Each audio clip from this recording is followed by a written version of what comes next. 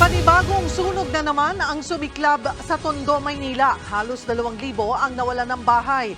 Nagkainitan pa ang mga bumbero at residente. Nasa frontline ng balitang yan, si Dave Abuel.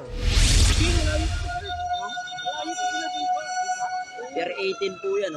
Sa malayo pa lang kita na ang laki ng sunog mula sa Aroma Temporary Housing sa Tondo, Maynila pasado alas 10 kagabi. Abot langit din ang makapal na usok mula sa mga natutubok na bahay. Sa malapitan, mas kita pa ang malaking apoy na lumalamon sa mga bahay. Sa kabila ng patuloy na pagbomba ng tubig ay patuloy ring gumagapang ang apoy. Nahirapan daw ang Bureau of Fire Protection sa pag-apula dahil sa sikip ng lugar. So, yung challenge natin is siyempre yung alam niyo nakikita niyo yung lugar natin nasikip. Ang makakapasok lang is yung mga pumper natin. Kaso ang problema, yung mga tao din naglalabasan, di rin makapasok lahat. Kanya-kanyang salba ng kanilang mga gamit ang mga residente. Si Michelle Castillo, iilang gamit na lang ang nakuha sa pagmamadaling lumabas. Nagulat na lang po kami na may sumigaw po na may sunog. Nandun po kasi kami sa loob ng bahay. Paglabas po namin, yun na po, malakas na po ang apoy. Nakapagsalba naman ng bag, amplifier at tricycle si Ginaline Capito. Yun nga lang, Yung mga alaga namin, hindi po talaga namin maisalba dahil sa sobrang laki ng sunog Pusa ko po 4, tapos yung itik ko na 2. Yung mga gamit namin, hindi ko na po iniintindi mga gamit, basta ma-safety lang po namin mga anak namin.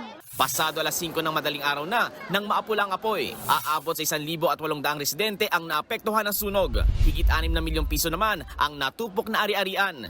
Inilikas sa covered court ng barangay ang mga apektadong residente pero di sila nagkasya dahil sa sobrang dami. Kanya-kanyang pwesto na lang ang mga residente sa gilid ng kalsada habang binabantayan ang mga naisalba nilang gamit. Sumama naman ang loob ng mga bumbero dahil binasag ng isang residente ang windshield ng kanilang fire truck. Naggalit daw kasi ito dahil hindi pa nare-rescue ang kanyang anak na naiwan sa loob ng nasusunog na bahay. Pero paliwanag ng bumbero, gumagawa sila ng paraan. Sadyang abala rin sila noon sa pag-apula sa apoy. Sa mga residente po natin na taga dito, kalma lang po tayo.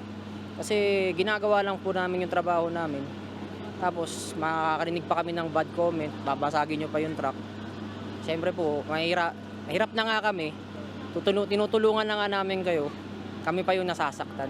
Kumalat naman online ang impormasyong nagsasabing may isang fire volunteer daw na binaril at sinaksak ng mga residenteng nangaagaw ng hose. Pero sabi ng BFP, Sa investigation po namin, negative po yung balita na yun.